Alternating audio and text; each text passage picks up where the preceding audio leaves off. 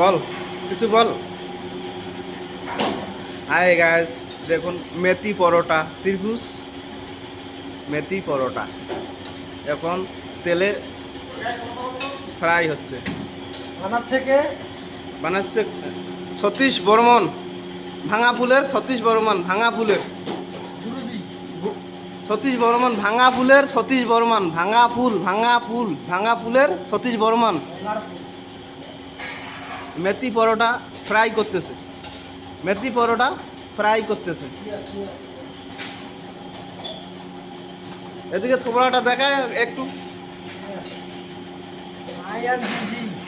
I am busy, my not very very service.